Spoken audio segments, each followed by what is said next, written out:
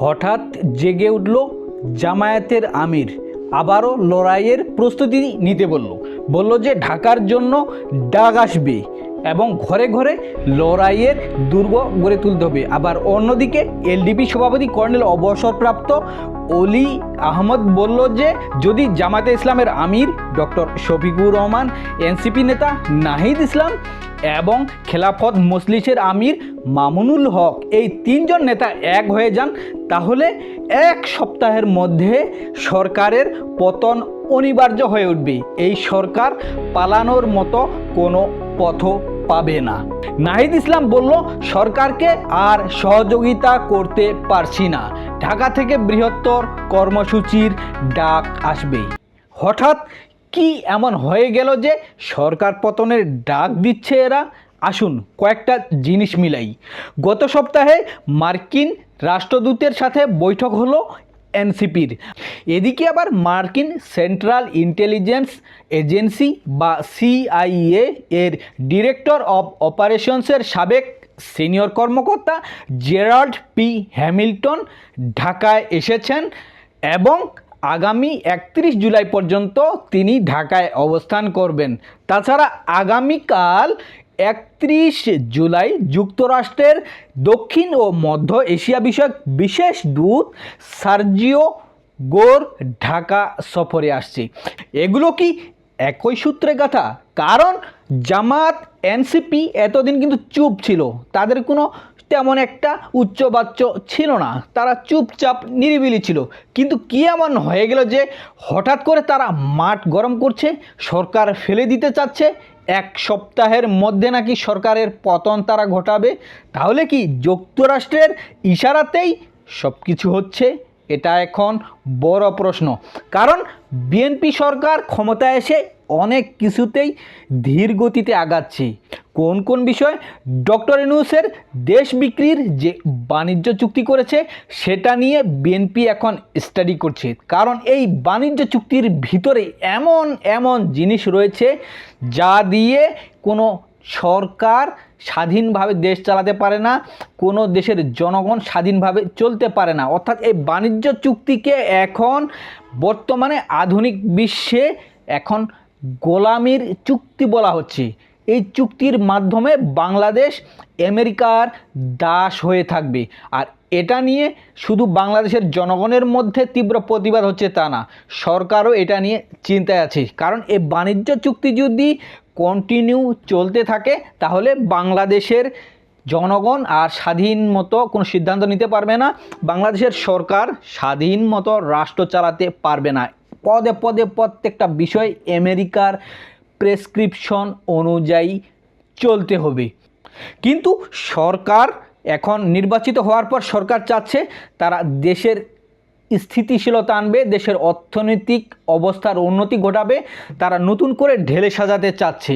কিন্তু এই বাণিজ্য চুক্তি অর্থাৎ আমেরিকার প্রেসক্রিপশন অনুযায়ী যদি সব কিছু তারা চলে তাহলে কিন্তু দেশেরও উন্নতি হবে না, তাদেরও ভাবমূর্তির উন্নতি ঘটবে না।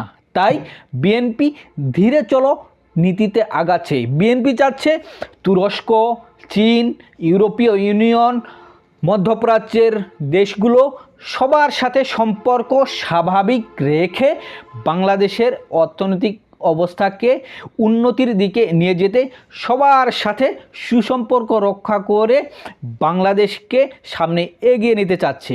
কিন্তু আমেরিকা তো এত তর সইছে না।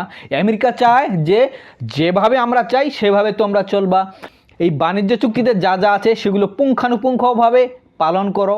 ডক্টর ইউনূস এই বাণিজ্য চুক্তির নামে দেশ বিক্রি করে দিয়ে গেছে, তোমরা এখন আমাদের দাস, তোমরা আমাদের কথা মতো চলো। কিন্তু বিএনপি চাচ্ছে স্বাধীনভাবে চলতে। আর যেহেতু এ সরকার ক্ষমতায় এসে সর্বপ্রথম সফর করলো মালয়েশিয়া, তারপর চীন, আমেরিকা কিন্তু এখনও প্রধানমন্ত্রী তারেক রহমান এখনও সফর করেন নেই। আর অন্যদিকে এখন রাষ্ট্রপতি পদত্যাগ করলো। রাষ্ট্রপতি পদত্যাগের পর এখন স্পিকার ভারপ্রাপ্ত রাষ্ট্রপতি হিসেবে দায়িত্ব গ্রহণ করেছেন। এখন আমেরিকার এত লোকজন আনাগোনার কারণটা কি? আসলে বিএনপি আমেরিকার কথা মতো চলছে না এর জন্য, নাকি রাষ্ট্রপতি পদে তাদের কথা মতো কাউকে চালাতে চায়, তাদের কথা মতো কাউকে বসাতে চায়, এটাই এখন বড় প্রশ্ন। কারণ আমেরিকা তাদের দাস হিসেবে ডক্টর ইউনূসকে চায়। তারা তো চেয়েছিল ডক্টর ইউনূস কন্টিনিউয়াস বাংলাদেশের ক্ষমতায় থাকুক, কিন্তু নানান জটিলতায় থাকতে পারেনি।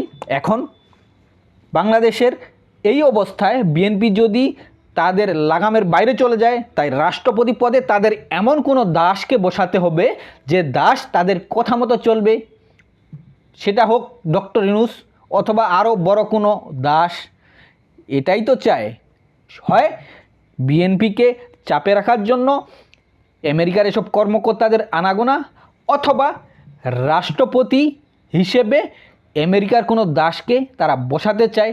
আর এজন্য তারা এখন অন্যান্য দেশের মতো তো প্রক্সি বাংলাদেশে নেই। কারা প্রক্সি?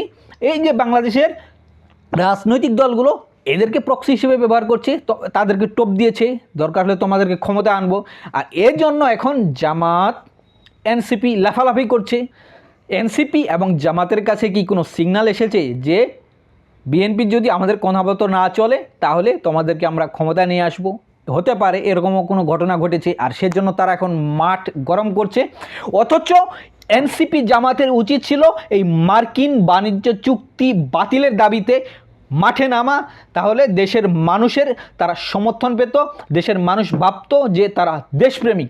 কিন্তু তারা মার্কিন বাণিজ্য চুক্তির বিরুদ্ধে কোনো কথা বলছে না, একটা টু শব্দ করছে না, এর বিরুদ্ধে কোনো প্রতিবাদ তাদের নেই, বরং তারা এই মার্কিন বাণিজ্য চুক্তি বাস্তবায়নের জন্য নানান সময় কথা বলেছে।